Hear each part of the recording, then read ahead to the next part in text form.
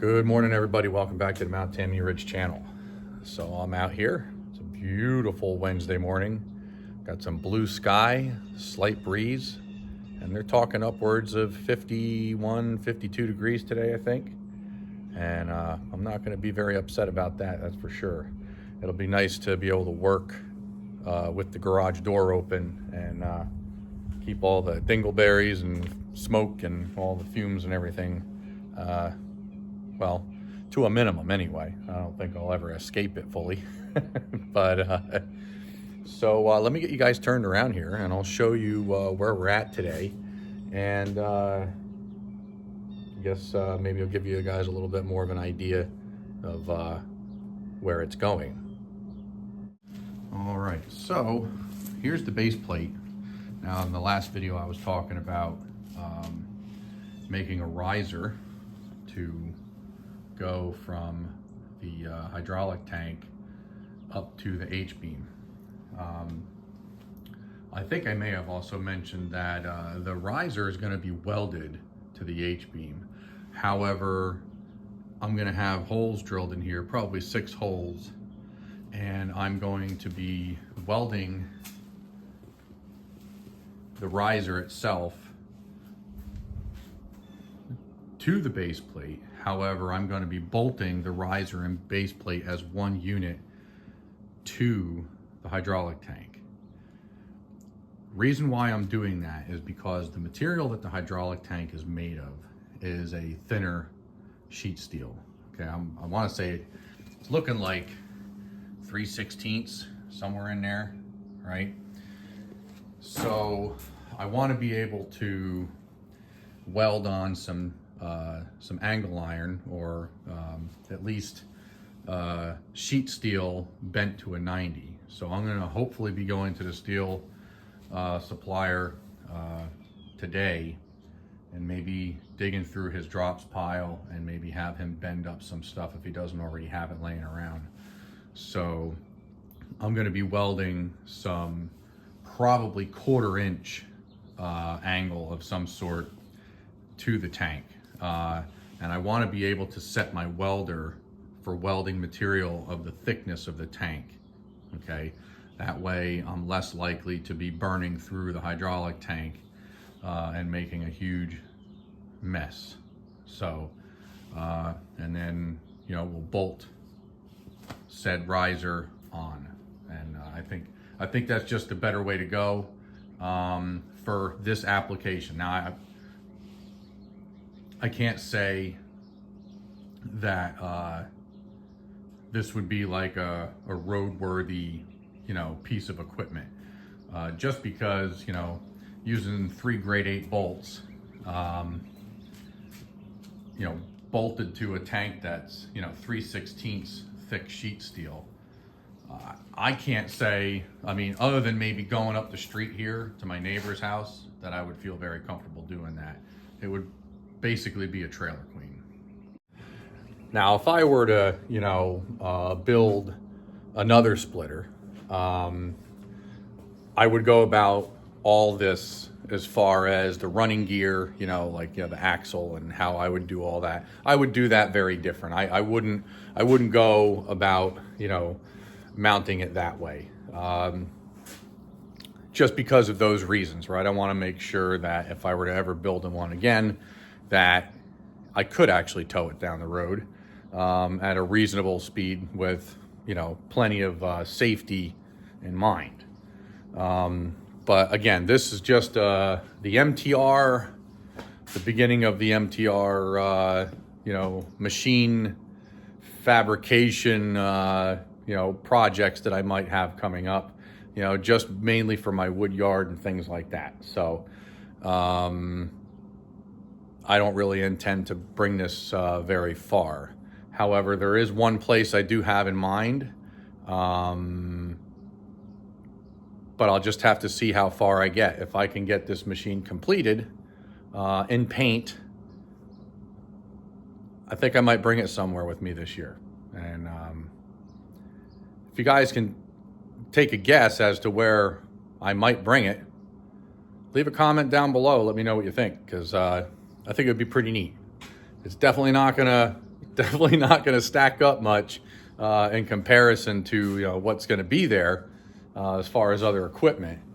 But it would still be fun to have my own piece of equipment there and join in on the fun. So yeah, leave a comment down below if you guys have an idea where I might hope to bring this, and that would be great, because if it could happen, I think we'd all have a lot of fun with it. So let's get back to work. All right, so I figured while I was mocking this up and trying to get an eyeball on what fitment's going to look like and positioning of the I guess the axle and or power unit is going to look. So over there I got some 4-inch tube that I'm going to be using for the jack, I guess, leg. That's going to come down, and I'll have the jack welded to that. Pretty much in that position right there. Not like that. I'm going to fit it up entirely different, and it's going to look much nicer. However, what we're looking at here is basically where you see that riser, straight ahead of that riser. I don't know if you guys can see it on camera, but if you zoom in on your well, you might not be able to do it if you're using a TV, but with your phone, you can zoom in on the screen while you're watching this video, and you can see that there's like a set of tabs that are sticking down there off the bottom of the H-beam, and that's where it used to clip onto the tongue, the trailer tongue that used to be on this thing. And I kept it there for convenience, for a good ground while I was doing my plasma cutting early on. But soon that will be coming off, and this riser will be welded fast to pretty much that position. Now, the thing that's been fighting me is, so if you're looking here, about here is the position. This is the one bracket for the log lift. This one seems to have had a few too many. It was in there good before. Now this one isn't, it's just gonna have to chill there, but you can see it. So that's pretty much where the splitting chamber is gonna be. Now, the splitting chamber is going to be 20 inches. It's gonna have 20 inches of available space. And that works out fine for me, because my stuff's anywhere, between 19 and 16 inches usually anyway. And I really try hard to be at 16 inches, especially for our firebox. It's limited, I'll just say that. So that's that, right? But when you look at the position of this bracket for the log lift, and then you come down and you look at where this wheel is, okay? I'm trying to make it so that I can split from both sides. And again, with this wheel being forward on the tank, it's not really convenient. Now on the other side, where the opposite of the log lift, it's not going to be a problem at all. But if you're trying to split from the log lift side, you're gonna kind of be tucked in sort of in an area here where your right leg, backing up, you might, have a tendency to trip over that wheel. So again, like I said, this is not a perfect design. I'm using what I have, and I'm trying to do the best job I can. I don't want it to look, awful. I'm trying to make it look pretty, nice to look at. So it's not all going to make perfect sense, but I'm trying. So we'll see what we can do with this. The motor, you can see the backbone where the ram is attached to there. The motor is going to stick out probably 3 inches behind that. And when I say the motor, I'm talking just like, the airbox and the muffler. If you were to snap a line basically straight up through there, about 2 inches or so of those two things on the motor are going to be sticking out behind. But I think it's going to be pretty well balanced, considering all of this weight here. You got to remember, I got to put 4-way wings on here. Also, I got to put the 4-inch tube jack leg. Well, that's just the stanchion there, but I'll have all that on there. Plus, I'll have this this decent sized tray, and that's just 1/8-inch steel. I wanted to go with 3/16, but he didn't have 3/16, a scrap of it. Trying to save money here, trying not to go too crazy. So I'm going to wind up having to make some, some bracing for the underside of that, which is, probably going to make it heavy. So as far as this having not enough tongue weight is definitely not a concern, I don't believe. But yeah, anywho, enough talking. I'm going to get back to working on this thing, and I'll bring you guys back when I get to welding that on, after I get the holes drilled, and got to go to the steel shop. We'll be back in a little bit.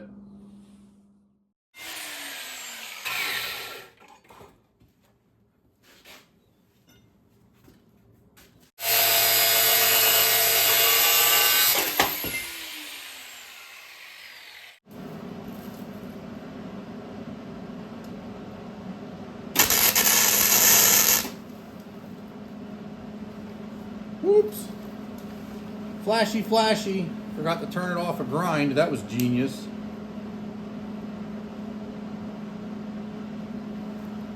Now I can't even see the damn numbers. Oh, boy. Let me know how many times you guys pulled that one. Woo. Genius. That's why I try not to use the same welding helmet for grinding as I do welding. But the other one's been acting a little weird.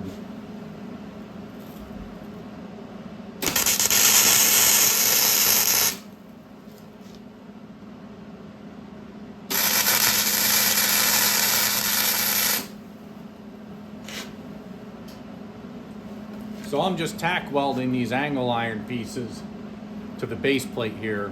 So when I drill, it's going to be accurate. I want it to, when I get this base welded onto the base plate, I want to be sure that we don't have conflicting holes.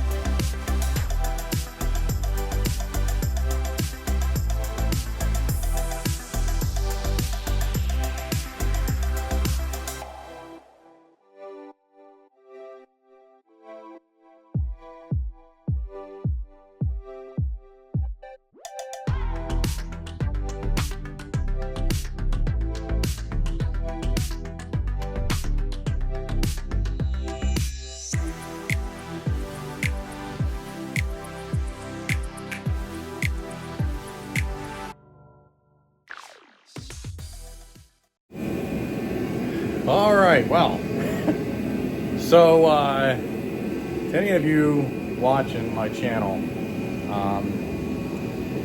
there are times when I feel like my bulb's burning extra bright for the day, and then there are times where I suffer some pretty severe brownouts.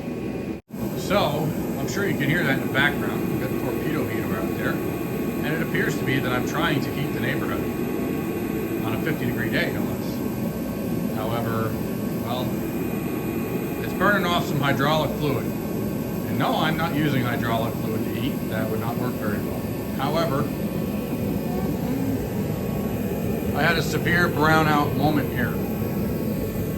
So, getting ready to weld, and I had fuel dripping out of that little elbow down there. And naturally, welding and fuel, not a good idea. So I had a genius idea to counter that. And that was, well, if there's no fuel in the carburetor, it won't leak. So what do? I crank up the motor. Back to bad idea. So you see those caps on there? Well, that's what used to be on there before I put those rubber gloves on there the last time I took all this apart. In a hurry, because I was freezing, I just threw the rubber gloves back on and it said I'll get to it later. Well, I never got to it. So I fired this thing up. Wouldn't you know, that hydraulic fluid spewed all the way out across the garage. Now at first it was only spewing out to about there.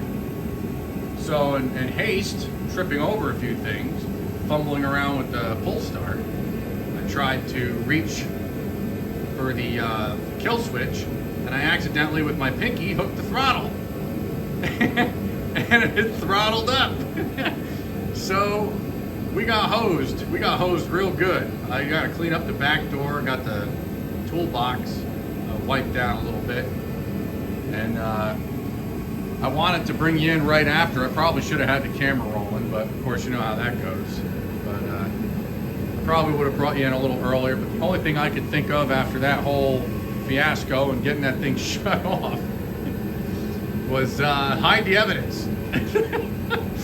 And really it just came down to I wanted to get started on cleaning up the mess sooner than later. Otherwise, I might not ever get to doing what I was supposed to be doing. So back to work, cleaning up the mess. After that's done, then back to fun.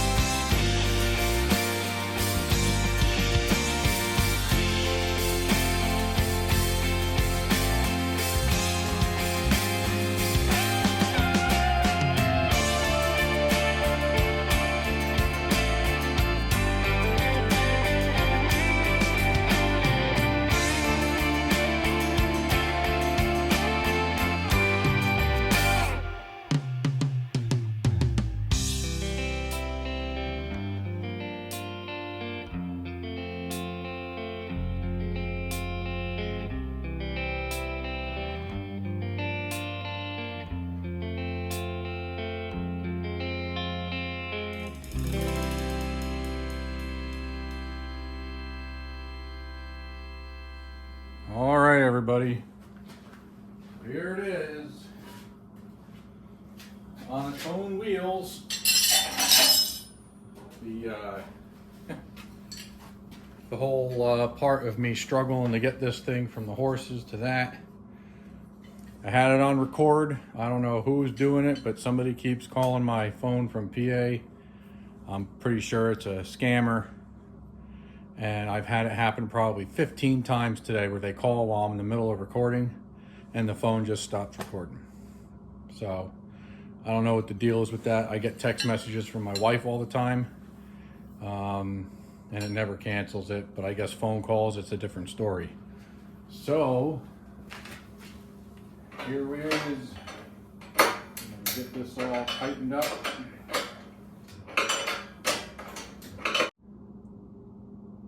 Well, all right, everybody. It's coming out pretty good. Coming out pretty good.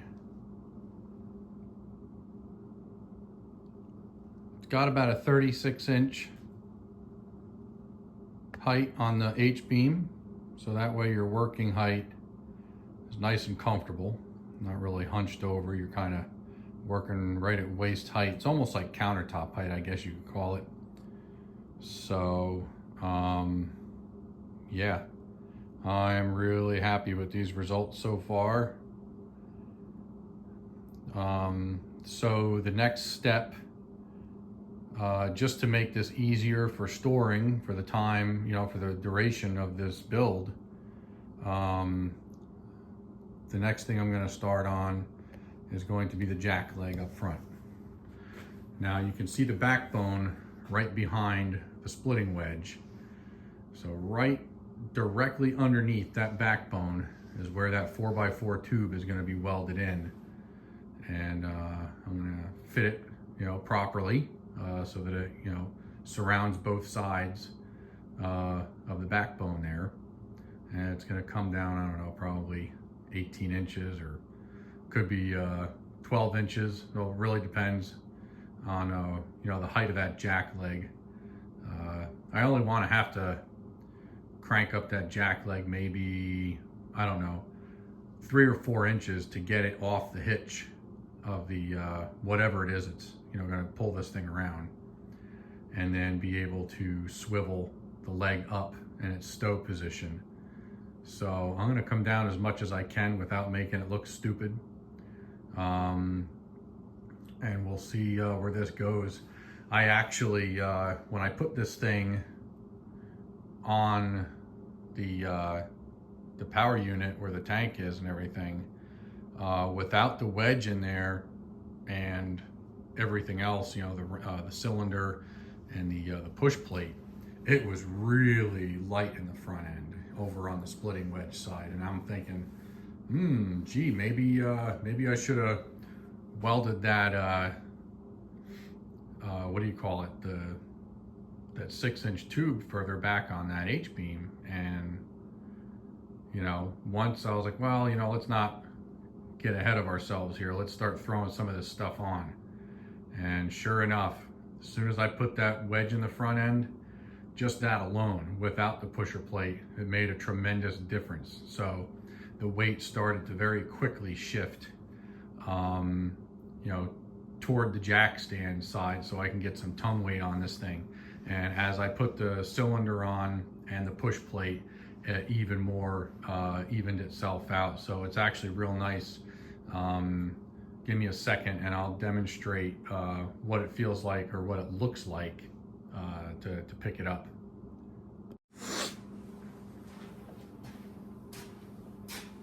So it's actually, at this point, without the extra weight of the extra part of the splitting wedge and the tray and all that, it's not, like, oh, light, but it's not crazy heavy at this point. I imagine, once those other accessories go on, I call them accessories, parts go on, it's going to continue, obviously, to get heavier. So it's going to be just like most of the other entry-level commercial splitters as far as weight okay, the amount of weight it's going to weigh, and whether or not it's going to be easy to pick up and manhandle yourself.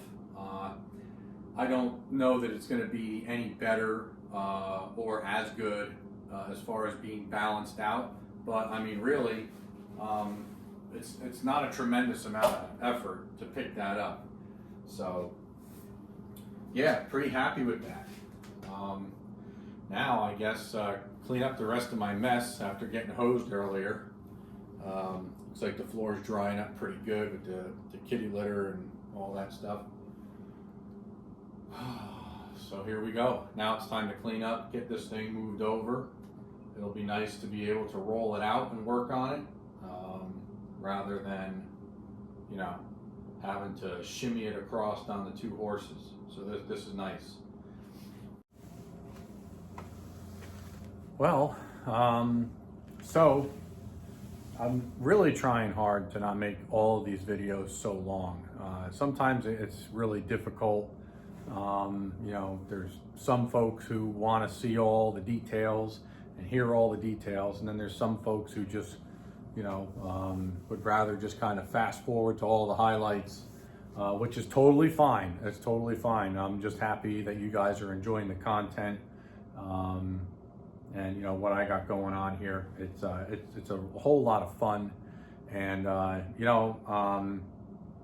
all the support and the comments and everything. There's a couple gentlemen that are very knowledgeable, it turns out, about tolerances and PSI tolerances of stuff like the plates, like the mild steels versus all the others and all that. I don't really know anything, really. I mean, all I know is a little bit that I learned in high school, a little bit of stuff that I was doing for a railing manufacturing company over, several towns over for a short period of time. I might have been there for maybe a year and a half, something like that. So, again, I don't know anything. So you guys who are commenting and also giving me really, really useful information is tremendous. And I really appreciate that. And, when you veterans, who've been there, done that, and a lot about all the, whether it's hydraulics or plates, of steel and different types of, mild steel, and like I said, all that, it's a huge help. It really is a huge help, and it's going to make me better at doing stuff like this in the future, because I'm going to understand what it is that I'm working with, and not just kind of basically, how could I say, stealing with my eyes. I'm basically just kind of going with, what a lot of the other guys are going with. And one of the things that I've heard in the past several times from, folks who build stuff like this is that, if you're in doubt, overbuild it. You want to be sure that these things don't grenade on you and come apart. There's a tremendous amount of pressure behind these hydraulic systems, all the way down to the smallest ones. They're very, very dangerous, and I'm not taking that lightly. It's always a concern of mine. These are my welds that are,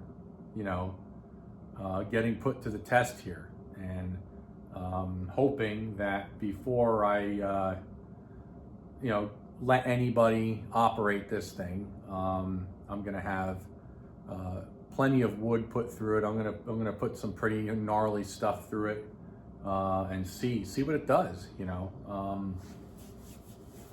But anywho, I don't think I could say enough times, to be honest with you. It's just kind of a filler word for me. It's better than the F word, I guess you could put it that way. So I'm gonna call this a video, and again, I really appreciate it.